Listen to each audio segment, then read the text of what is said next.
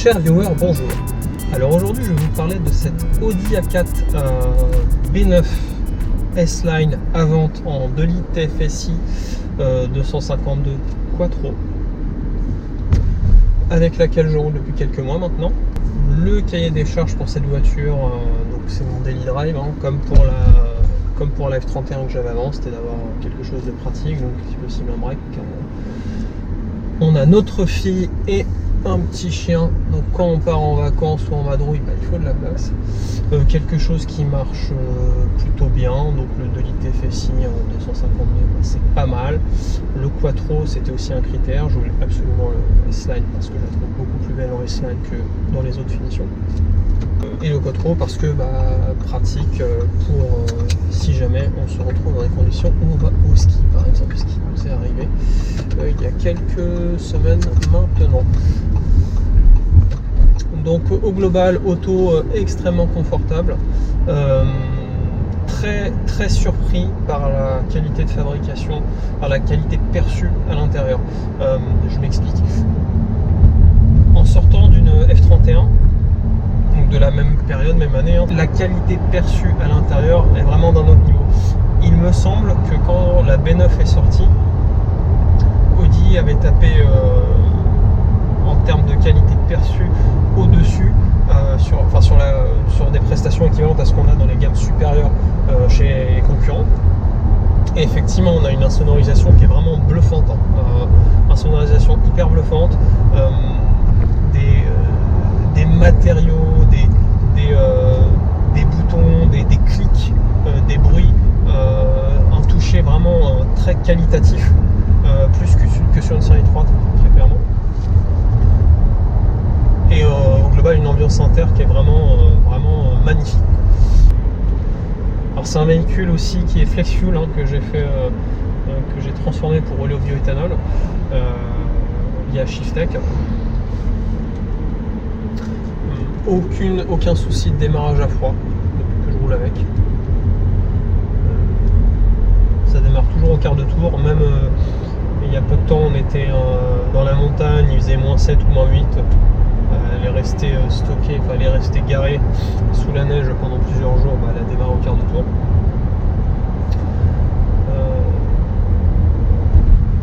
Donc une conversion au 85 qui marche très bien, qui permet quand même de faire des économies assez importantes à la pompe en ce moment, quand on sait que l'essence et le gasoil sont autour de 2 €. C'est quand même appréciable quand on fait un peu de route.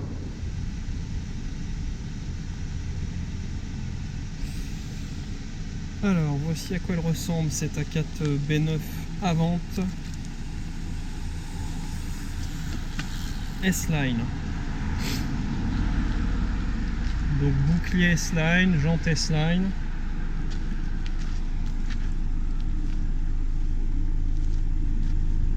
Petit logo Quattro ici.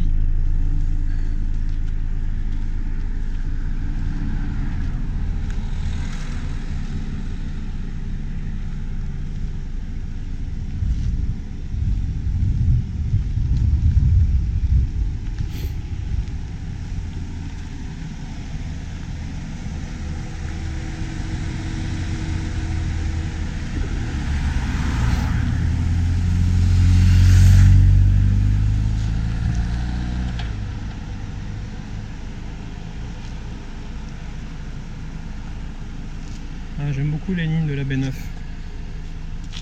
Taille à la serpe un petit peu.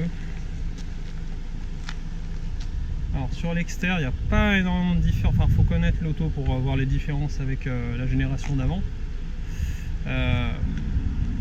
Moi, je la trouve vraiment très réussie. C'est surtout sur l'intérieur où il y a une différence énorme, comme je disais tout à l'heure, au niveau de la qualité perçue. Voilà, là on a les sièges sport qui sont hyper enveloppants avec le soutien lombaire.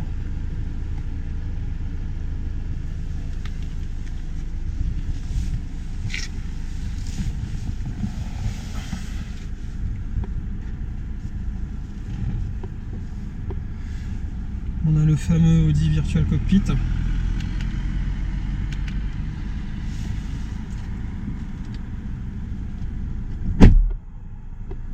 qui permet d'afficher plein de choses, dont la nav en grand écran. Ça c'est vraiment très très joli, très chouette.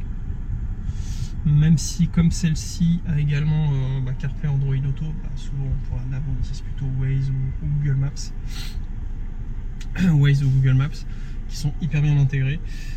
Clim auto-régulé, tri-zone. Alors les boutons sont juste magnifiques, le toucher est vraiment, on sent le poids des pièces. C'est très satisfaisant à utiliser en fait. Le clic est hyper satisfaisant, le bruit, le toucher est satisfaisant. On a l'impression de faire quelque chose d'important dans ce monde quand on utilise les commandes de cette voiture. Ces petites touches aussi sont super sympas, on les effleure et ça affiche ce qu'on peut modifier avec le bouton. C'est vraiment très chouette. Il n'y a vraiment aucune fausse note sur les finitions. C'est vraiment superbe. Donc il y a l'Audi Drive Select sur celle-ci. Audi Drive Select, mais pas pour le châssis, uniquement le contrôle de la boîte et du moteur. Ici un petit chargeur induction. Et puis les prises USB pour brancher votre téléphone, votre iPhone ou votre téléphone Android, selon que vous utilisez Android Auto ou CarPlay. On a tout ce qui est rétro des givrons, rabattable automatiquement, etc.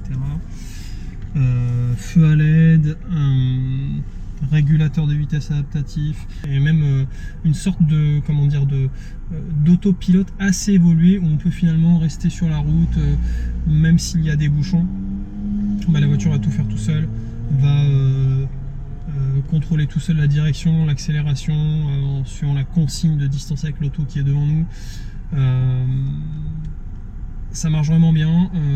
Comme le volant n'est pas capacitif, par contre il faut toucher et faire gigoter un peu le volant de temps en temps pour que la voiture comprenne qu'on est toujours au volant. On va regarder à l'arrière.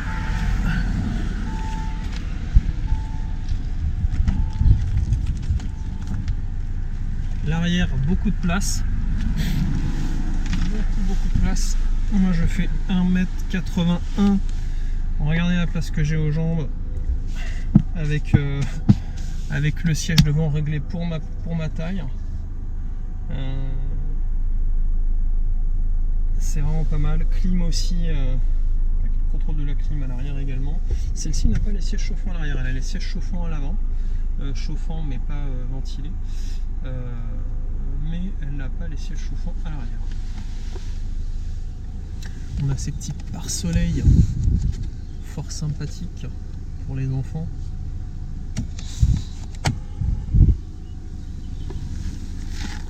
Le coffre qui s'ouvre en agitant le pied en dessous. Très grand, de mémoire à peu près 500 décimètres cubes. Là,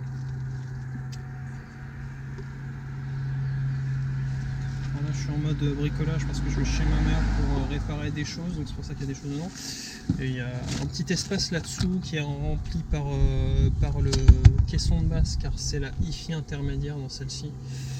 C'est pas le Bang & Olufsen, c'est la hi-fi intermédiaire, donc il y a un caisson de base dans le coffre. Il y a l'attelage ici, donc on appuie sur le bouton, la boule d'attelage sort automatiquement.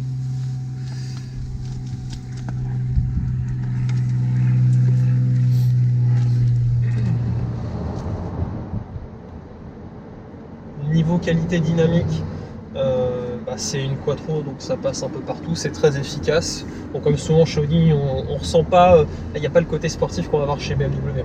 On ressent pas aussi bien ce qui se passe sur la route. Par contre, c'est d'une efficacité, je dirais pas redoutable parce que c'est pas une S4 non plus, mais ça passe vraiment partout. On se sent toujours en sécurité, et ce dans un confort vraiment constant et très très appréciable.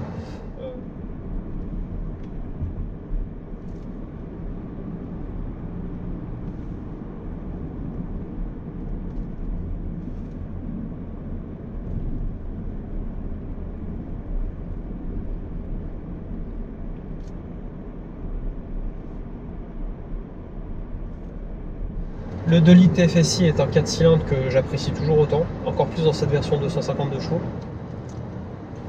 qui est fiabilisé vraiment par rapport au premier qui faisait 200 chevaux, qui avait des petits soucis de consommation d'huile. Sur ces blocs là, on n'a plus du tout ces problèmes là.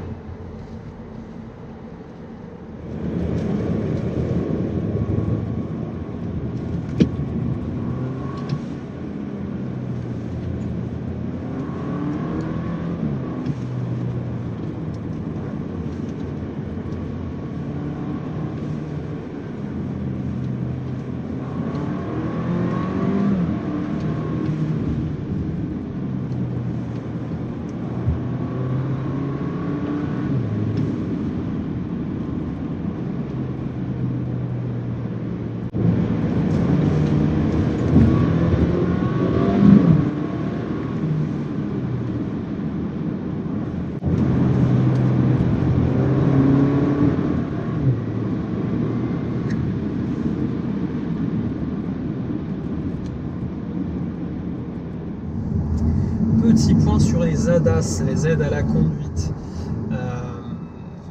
Sur cet A4, il y a un régulateur de vitesse adaptatif couplé à l'aide au non-franchissement de ligne. Je ne sais même pas comment on appelle ça en fait. Le système, je sais plus, je suis fatigué, désolé. Le système qui fait que la voiture, si jamais on essaie de franchir une ligne quand on roule, une ligne discontinue ou continue alors qu'on n'a pas mis le clignotant, va mettre un petit coup de volant. Vous met un petit taquet dans le groin là, pour vous dire ah ben non Coco, t'as pas le droit, t'as pas mis ton clignotant, est-ce que tu serais pas par hasard en train de t'endormir? Et bah ça marche vachement bien, y compris dans les bouchons. C'est assez bluffant, vous mettez comme un régulateur de vitesse, vous mettez une consigne de vitesse que vous associez à une consigne de distance par rapport au véhicule qui est devant vous. Et déjà là, même dans les bouchons ça marche très très bien. La voiture fait toute seule pardon. Et vous ajoutez à ça cette aide au non-franchissement de ligne, je vais l'appeler comme ça, même si c'est pas le nom, vous m'excuserez. Et là, la voiture va tout faire toute seule, va braquer. Alors, par moment, comme c'est pas un volant capacitif, va y avoir un petit ding qui va vous dire attention Coco, faut que tu touches le volant. En Europe, c'est interdit le eyes off. Et le hands off aussi, c'est interdit en Europe. Il me semble qu'on n'a pas le droit aux États-Unis, je crois que ça marche, mais c'est interdit, du moins en France. Et du coup, vous devez faire gigoter le volant de temps en temps parce que juste poser la main dessus, ça ne marche pas. C'est pas un volant capacitif. Néanmoins, c'est assez bluffant d'efficacité pour peu que les marquages au sol soient bien marqués. Je vais faire l'essai, tac tac tac, j'active, je mets ma consigne et pouf, sans les mains, la voiture braque toute seule.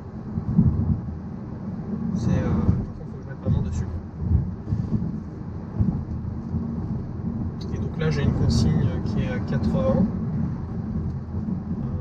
Je suis un peu en dessous parce que j'ai aussi une consigne de distance et la voiture qui est devant roule à moins de 80 km/h. Je suis un peu en dessous. Et là ça freine, donc elle ralentit toute seule. Elle braque toute seule. Voilà. Je fais rien, ça braque. Ça freine. C'est assez bluffant. Alors après, il m'est arrivé depuis que je roule avec, une fois que ça fasse un truc un peu weirdos, une fois où il y avait un zébra, je pense que les calculateurs n'ont pas bien compris ce qui se passait et elle a mis un gros coup de volant sur la gauche. C'est un peu perturbant. Il y avait une moto qui était pas loin, heureusement que étant également motard, je regarde tout le temps partout en permanence quand je conduis et je savais qu'il était là le motard. Donc j'avais déjà mes mains sur le volant et je savais qu'il était pas loin, donc j'ai rebraqué tout de suite de l'autre côté, donc il n'y a pas eu d'accident. Donc il peut y avoir des comportements un peu étrange à partir du moment où on n'est pas dans les conditions idéales pour le système. Donc en gros l'idéal c'est autoroute ou route, des lignes bien délimitées et là ça marche très très bien et le top c'est dans les bouchons, vous n'avez pas freiné, accéléré, la voiture fait tout toute seule. Vraiment très agréablement surpris par cet ensemble de systèmes qui permet d'ajouter un petit peu de confort dans des situations un peu chiantes, comme des bouchons sur l'autoroute quand vous revenez de vacances.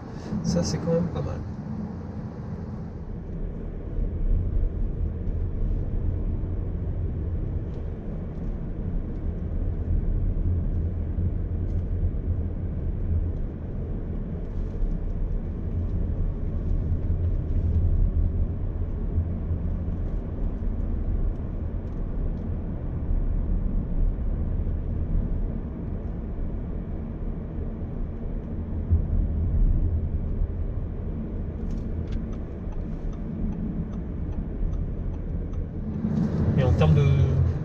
Sur les aspects pratiques, on est un cran au-dessus de la F31, je trouve, parce que plus de place dans le coffre pour avoir fait l'expérience dans la même configuration de partir en vacances avec la F31 et avec celle-ci. Plus de place dans le coffre, plus de place dans l'habitacle, trajet moins fatigant. C'est hyper confortable une F31 aussi. Les sièges sport sont juste à mon sens, les sièges sport BMW restent parmi les meilleurs du marché. Je les trouve comment dire, ils soutiennent mieux que ceux qu'on a ici. Mais au global, l'expérience de conduite sur un long trajet est plus confortable sur la V9, sur la 4 V9. Parce que un peu plus souple, parce que moins de bruit. même si elle est très silencieuse aussi, la F31, la sonorisation est vraiment extrêmement poussée ici. Je crois qu'il y a du triple vitrage sur les vitres, enfin, il me semble avoir lu ça quelque part. C'est vraiment très très poussé, c'est très bluffant. Pour une berline de cette gamme, hein, j'entends donc Audi A4, Mercedes classe C, Lexus IS ou BMW série 3. C'est sûr que si on va taper sur une Mercedes classe S, on a encore un niveau au-dessus. Audi A6, on a un niveau au-dessus, très clairement. Mais pour une voiture de cette gamme, c'est vraiment très très bluffant ce qui a été fait sur, encore une fois, sur la qualité perçue, sur les matériaux, sur le confort phonique. Tous les boutons, comme je disais tout à l'heure, ont un clic très satisfaisant. Les boutons ont un poids hyper satisfaisant. Le toucher est vraiment, c'est très très premium, encore plus que sur d'autres voitures. En conclusion, une auto très très sympa, une très bonne routière, qui marche vraiment bien. Et qui est économe grâce à la conversion flex fuel, qui a vraiment de la gueule. Hein. Encore une fois, le pack S-Line, je le trouve magnifique sur les A4, en particulier sur les B9. Auto assez polyvalente. Hein. Le Quattro amène cette polyvalence. La transmission Quattro amène ça. Voilà, et ça sera tout pour cet essai. J'espère que ça vous a plu. Je vous laisse, soyez prudents sur la route et à très bientôt.